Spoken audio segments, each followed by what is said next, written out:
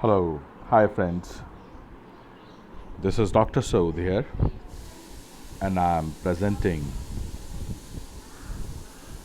first lesson of the physics, which is so valuable and very important from the needs point of view.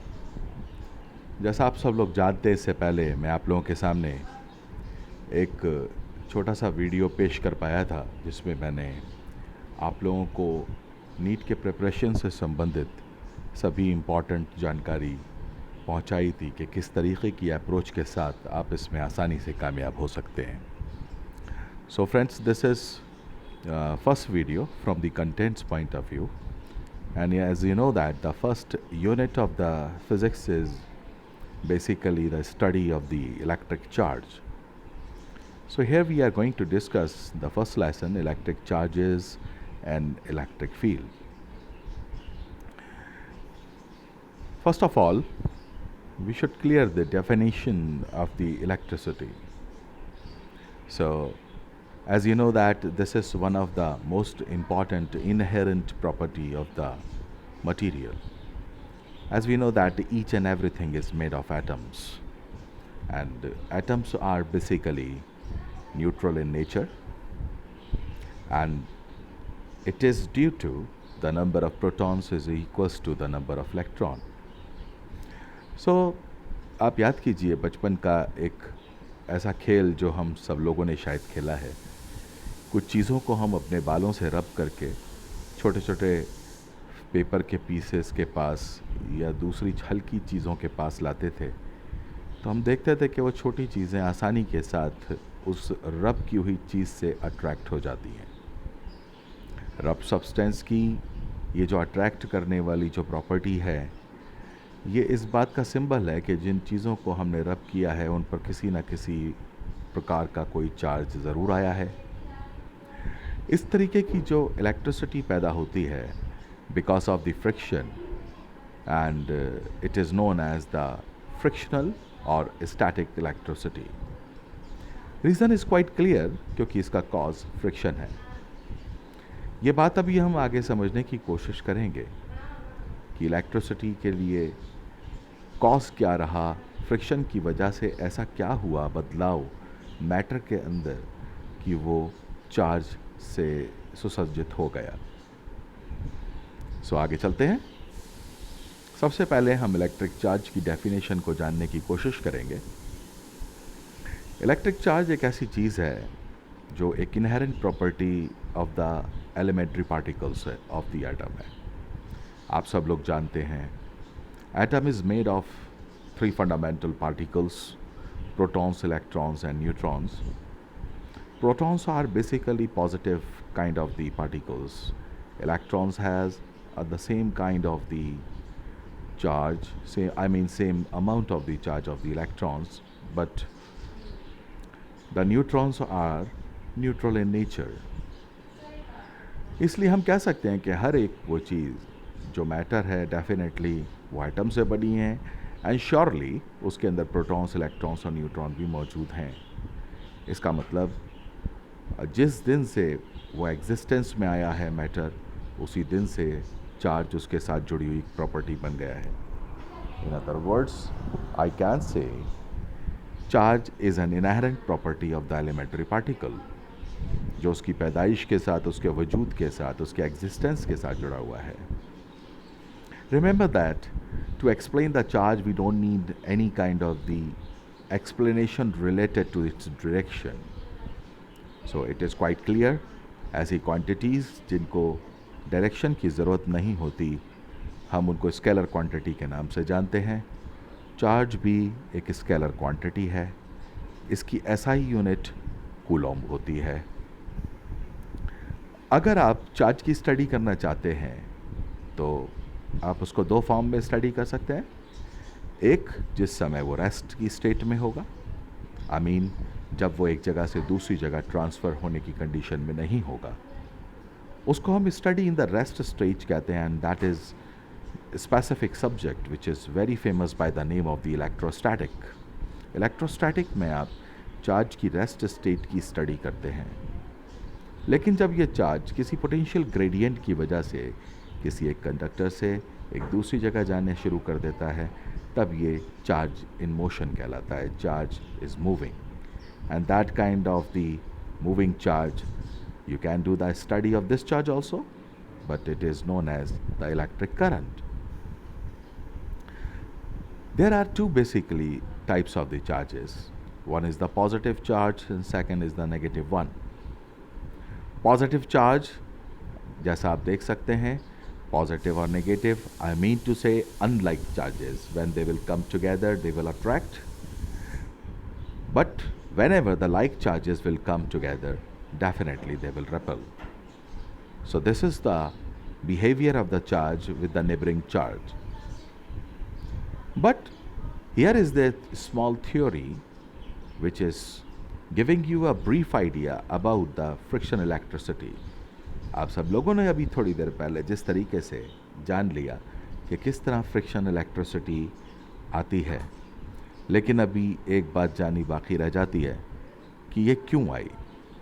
Cause जानने के लिए हमको थोड़ा सा deep study of the matter की तरफ जाना पड़ेगा. अगर हम इलेक्ट्रॉनिक लेवल पे इसको समझना चाहते हैं, I mean on the levels of the electrons, तो हमें एटम के अंदर जाना पड़ेगा. और ये जानने के लिए हम शुरुआत करते हैं इलेक्ट्रॉनिक थ्योरी के पहले पॉइंट के साथ. According to this theory, matter is made of atoms. And remember that there is a nucleus in the centers and the electrons are moving around the nucleus. Two kind of the particles are present inside the nucleus, proton and neutron, and they are known as the nucleons. And the small particles which are of the negatively charged and revolving around the nucleus are known as the electrons. Electrically, if you will see that, so you will find electron और proton की गिनती बराबर होने की वजह से एक atom हमेशा न्यूट्रली चार्ज शो करता है, न्यूट्रल चार्ज शो करता है. अगर हम कंडक्टर्स को देखें तो definitely you will see that there is the availability of the free electrons, यानी ऐसे इलेक्ट्रॉन्स उसमें अधिक हैं जो आसानी से एटम से बाहर निकाले जा सकते हैं एक्साइट करके. तो एनर्जी जो जब भी हमें रिक्वायर्ड होती है आउटर मोस्ट इलेक्ट्रॉन को बाहर निकालने के लिए, उसे हम वर्क फंक्शन के नाम से जानते हैं. ये सभी एटम्स के लिए अलग अलग अमाउंट होती है, बिकॉज सारे ही इलेक्ट्रॉन्स अलग अलग अमाउंट ऑफ द फोर्स के साथ कनेक्टेड हैं न्यूक्लियस के साथ. Show cause of the charge को अगर आप जानने की कोशिश करेंगे तो आप फ्रिक्शन से समझ सकते हैं the outer most part of the atom will come in contact. दो चीज़ें आप रब करेंगे तो डेफिनेटली बाहरी हिस्से पहले कांटेक्ट में आएंगे और एटम के बाहरी हिस्से इलेक्ट्रॉन से भरपूर हैं. सो इलेक्ट्रॉन के साथ दो पॉसिबिलिटीज़ पैदा होती हैं, या तो वो इलेक्ट्रॉन्स एक एटम से हटकर दूसरे तक चले जाएंगे या दूसरे पर आ जाएंगे. Means there may be the loss of the electron और may be the gain of the electron and vice versa. This is the cause of the charge. There are two kinds of the substances around us.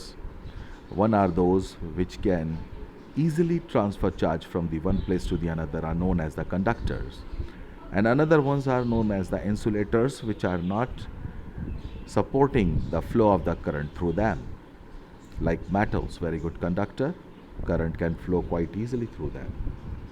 But the insulators, like plastics, which cannot circulate electrons, I mean to say which cannot circulate the charge through them. Substance के दो प्रकार होने के बाद यहाँ एक important phenomena मैं आपको समझाना चाहता हूँ जिसे हम इलेक्ट्रोस्टैटिक इंडक्शन के नाम से जानते हैं. इलेक्ट्रोस्टैटिक इंडक्शन एक ऐसी टेक्निक का नाम है जिसमें हम एक स्टैटिक इलेक्ट्रिसिटी किसी मटेरियल पे पैदा करते हैं, उसको किसी चार्ज बॉडी के कांटेक्ट में लाए बिना. ये फिनोमेना इलेक्ट्रोस्टैटिक इंडक्शन कहलाता है. और इसकी वजह से जो मटेरियल हम चार्ज करना चाहते हैं उस पर हमारे लाए गए मटेरियल के अपोजिट चार्ज पैदा होता है. तो डेफिनेटली जिस मटेरियल पर हम जो चार्ज पैदा कर पाए हैं उसको हम इंड्यूस चार्ज कहते हैं. एंड जिस चार्ज इंड्यूस चार्ज के बाद वो चार्ज जो दूसरे सब्सटेंस पर मौजूद था जिसने उसको चार्ज पैदा किया है उसको हम इंड्यूसिंग चार्ज कहते हैं. इंडक्शन एक बड़ा इंपॉर्टेंट फिनोमेना है इलेक्ट्रिसिटी की स्टडी में, इसे ज़रूर आप याद रखें। Basic properties of electric charge की अगर बात करें तो 3 बातें बेसिक प्रॉपर्टीज़ में हम टैली कर सकते हैं: additivity, quantisation and conservation. We will discuss them one by one. The first one is the additivity. किसी भी सिस्टम के अंदर अगर कई सारे छोटे चार्ज हैं और सिस्टम का आप टोटल चार्ज जानना चाहते हैं तो टोटल चार्ज निकालने के लिए आपको सिर्फ algebraic sum of those charges पता करना होगा। I mean to say the Q is equals to Q1 plus Q2 plus Q3 till Qn. This is very simple because charge एक वेक्टर क्वांटिटी नहीं है। अगर वेक्टर क्वांटिटी होता तो हम इस तरीके से इसको कभी पता नहीं कर सकते थे, हमें फिर उसका वेक्टर सम निकालना पड़ता जिसमें वैल्यू वेक्टर के लॉज को अप्लाई करने के बाद निकाली जाती है। तो एडिटिविटी का मतलब सिंपल है कि किसी भी सिस्टम का एक कॉम्प्लेक्स चार्ज, एक कंपाउंड चार्ज सारे छोटे चार्जेस का सम ऑफ होता है। Quantization means how smallest amount of the charge you can give और you can take from a substance.